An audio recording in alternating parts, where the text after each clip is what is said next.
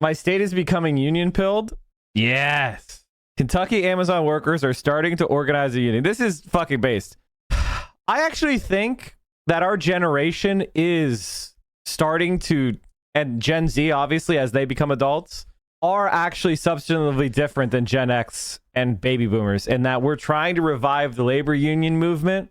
We expect more from our politicians, and when they don't perform, we hate them. But it's not based on just like personality or presentation. It's based on policy.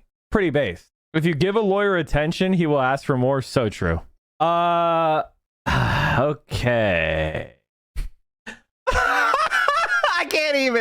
I can't even. More horrible shit coming out of Texas.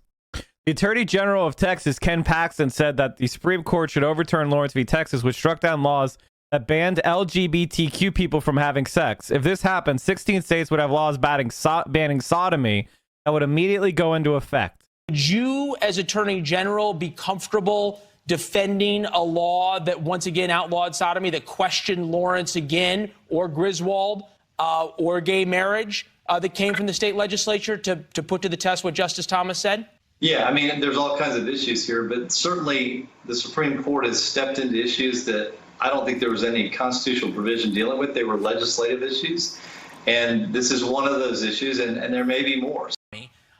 Would you, as Attorney General... There you go, chat. I called it. If you've been watching my stream, you know I called it. What does them banning sodomy mean in a practical sense? Are we talking about police raids on gay clubs, bars again? We mean kicking in your door and arresting you in your bedroom. That's what happened in Lawrence v. Texas. Responding to a reported weapons disturbance at a private residence, Houston police entered John Lawrence's apartment and saw him and another adult man, Tyrone Gardner, engaging in private consensual sex acts. Lawrence and Gardner were arrested and convicted of deviant sexual intercourse in violation of a Texas statute forbidding two persons of the same sex to engage in certain intimate sexual conduct. In affirming, the State Court of Appeals held that the statute was not unconstitutional under the Due Process Clause of the 14th Amendment.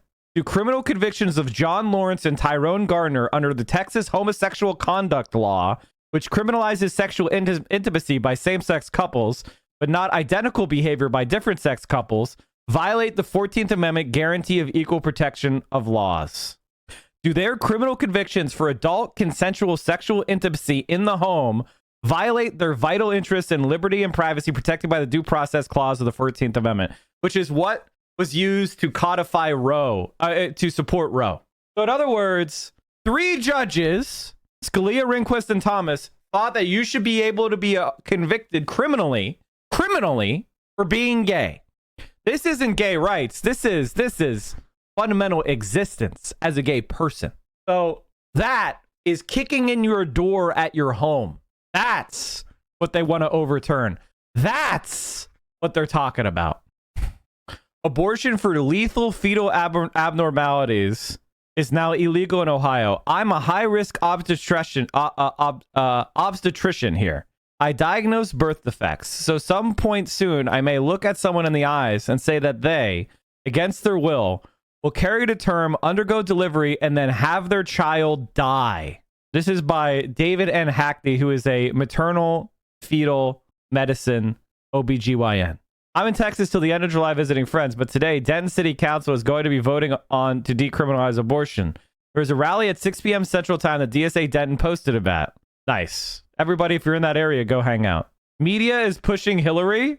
I mean, that's ridiculous. I mean, it's one of those things where it's like so ridiculous, it's funny. It's so ridiculous, it's funny. With Chuck Todd this weekend. And, you know, she's been pretty explicit about, like, coming out and saying, like, it's time for leadership to go. We have been failed by leadership. And I think she's sort of making her move now. I think she realizes that we are heading into a time where the Democrats are going to be in the minority. They're not going to be able to do anything anyways. And so here is AOC talking about this moment of crisis.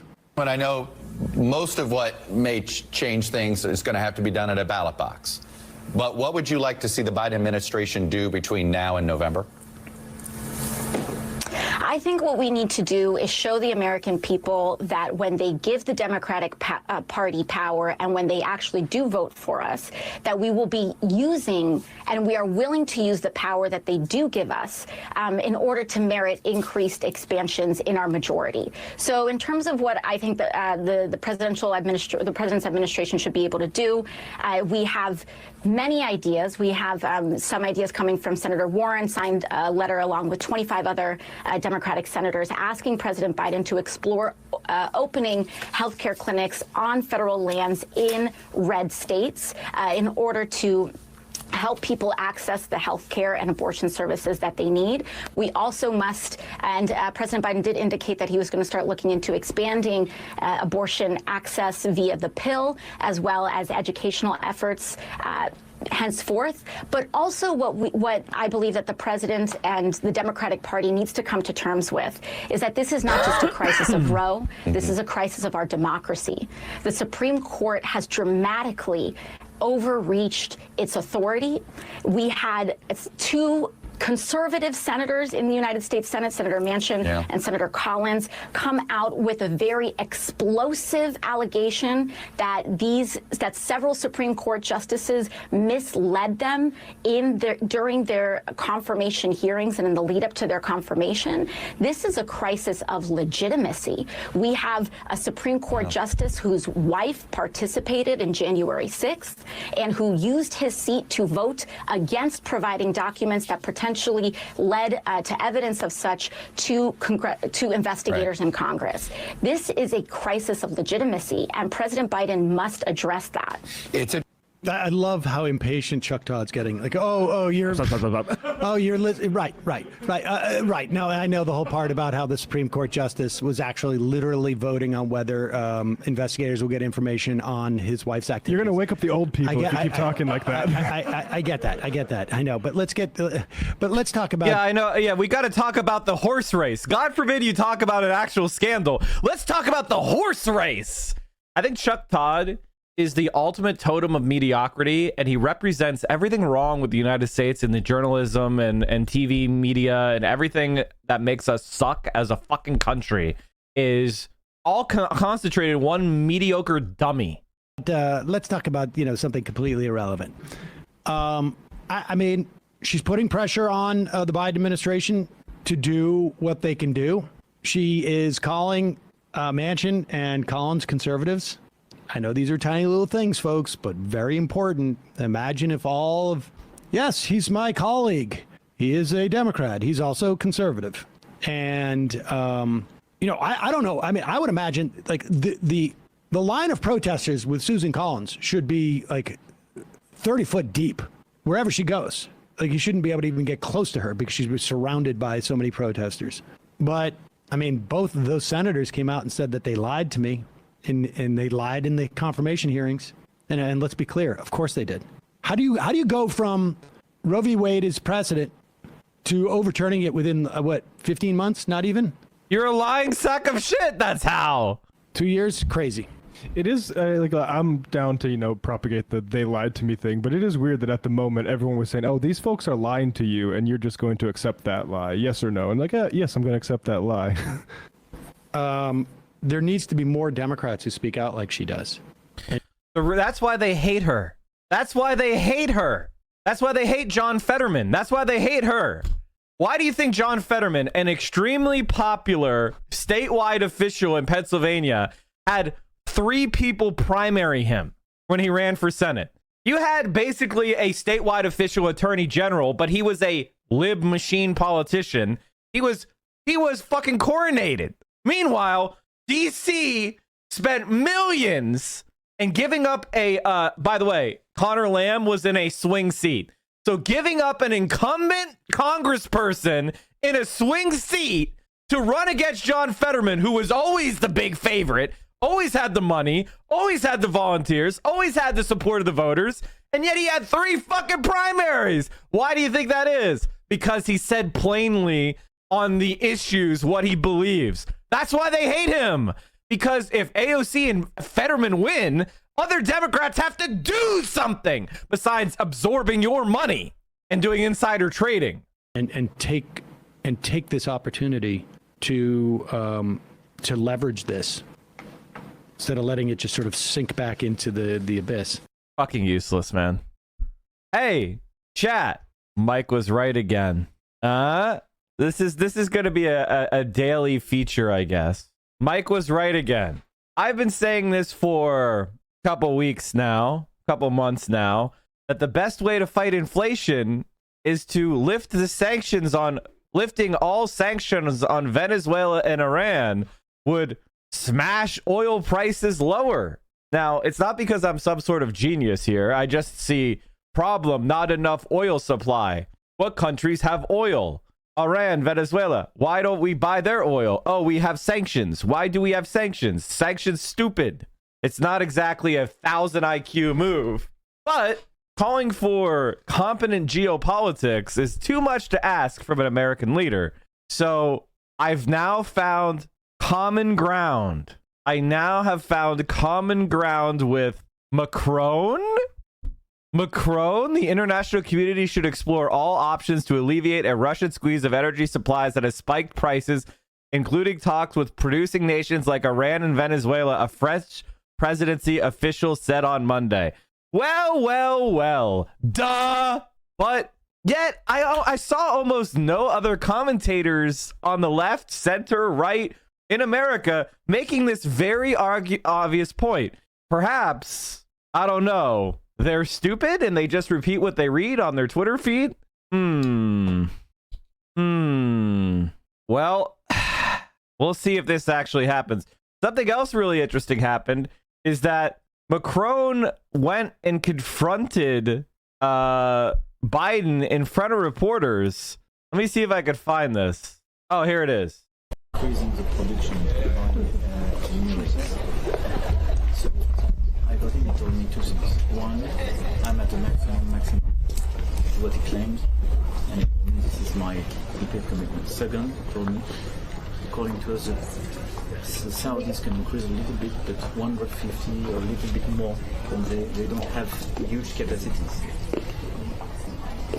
at this stage, before 6 months down. So if you can't understand the Frenchman, he's saying he just got off the phone with the leader of the UAE, and he said they're at max capacity, and that Saudi Arabia could only increase the capacity by 150,000 barrels a day more. Now, if you don't know this, chat, Europe has lost over 500,000 barrels of oil per day from Russia. Russia has not lost out because I think Europe was buying 530,000 barrels of oil per day from Russia. Russia has had that, or that's the amount that's gone down after the war started. And then Russia is now selling China and India combined like 514,000 barrels of oil per day. So pretty much all the oil that they were going to sell to the Europeans, they're now selling to the Chinese and the Indians at higher prices. So they're just winning. They're just winning. And here Macron is saying, you can't go to the Middle East. They're tapped out. They're tapped out. And he's saying it in front of reporters. He's saying, Brandon, hey, Brandon, your plan is not a good plan. And you know why he's saying that, chat? You know why he's saying that, chat? Because if Russia cuts off Europe from oil and natural gas, all of their economies are going to crash. Even countries like Norway and France and Austria, who have done a relatively good job of weaning their own country off of oil, will have major economic crises. Italy, it'll be fucking toast. So he's trying to say to Brandon, we got to do something radical. We have to do something different. The last one, the very last point is about what we do on the Russian oil. He told me that was not sure. Thank you. We got to keep up. Excuse us. Increasing the production. So Macron is quite simply, Brandon is quite simply facing the reality that American foreign policy is untenable in the world. And that's bad. Have you heard of the stupid idea of capping Russian oil prices by pulling shipping insurance? That's not going to work, man. Does Brandon mean Biden? Yes. Yes. So I'm showing you this because this is actually good news. This is actually good news. It means that Macron is doing something competent. It also means Macron is reading my Twitter. Macron was reading my Twitter and he was like, that Mike from PA guy, sure he doesn't like me, but he's got good policies on oil. And if you've been watching me for a while, you understand that this is stuff that has been pretty fucking obvious for months. I don't know. I just trying to provide you all with example after example where I'm right. Venezuela has been under U.S. oil sanctions since 2019. It could reroute crude if those restrictions were lifted. The fact that Joe Biden isn't doing this is fucking insane. There is absolutely no justification to be sanctioning Venezuela. None. It's batshit crazy. Isn't Iran in a similar bind? What? Iran? Of course they want more money. What? They've been sanctioned and their economy has been pounded by the U.S. sanctions for decades. They couldn't even get masks during COVID. Of course they want sanctions lifted. And it's not that Iran trades with America. They trade with Europe. They trade with other countries in the Middle East. And when they're sanctioned, those countries won't trade with them. Indirect talks between Iran and the United States to revive a nuclear deal that could see sanctions on Tehran lifted. And that's what the thing that really gets my goat is Biden campaigned on the Iran nuclear deal. And he didn't do it. He came into power and didn't reverse the fact that the Iran nuclear deal was abrogated by Trump. Excuse me. What the fuck is the point of Joe Biden? He can't even undo what Trump did. He's a complete loser. And its oil exports have been on hold since March, but are due to resume in Doha soon. There are resources elsewhere that need to be explored, a French official said on the sidelines of the G7 summit in Germany. And you know why Macron is saying this? Because his party just got their ass kicked by the left and the far right in France in the parliamentary elections. Both the left and the far right exceeded expectations, and his own party massively failed. They know they can't. It's politically untenable for the center in Europe to hold without lowering oil prices and rescuing the economy now. They know they can't do it. Something's got to give. Hey, it's Ruck. Thank you for the 2 months. That's tier 1. Biden has always been a lazy loser who fails his way up. He's just tired, incompetent old man. I mean, he's just an idiot. He's absolutely dog shit. I don't know what to say. If Europe actually runs out of oil, would they go around sanctions and buy them from Venezuela, or would they still follow the USA's rules? That's a great question. I don't know. I think that the idea that, you know, I don't think Russia is ready to do that yet, but it seems like it's becoming a necessity. The disentanglement of Russia from Europe seems to be a necessity for Russia if they're going to survive. Have you seen the tweets some in China are making about the BRICS? I'm not sure I know what you're referring to. Kadarvia, thank you for the 7 months. The outstanding issue between Iran and the United States was no longer linked to the Iran nuclear dossier, but to U.S. terrorism sanctions, he said. There is a knot that needs to be untied, if applicable, to get Iranian oil back on the market, the official told reporters. Speak on the condition of anonymity. We have Venezuelan oil that also needs to come back to the market. Yes, let's fucking go. You know what? I hate Macron, but this shit absolutely needs to happen. If Venezuela could get their oil back on the market, in combination with Colombia having a left-wing president, and to have a economic renaissance for the Venezuelan people to rescue them from the disaster that was American fucking interference, that would be incredible. That would be an incredible step forward for the worldwide left.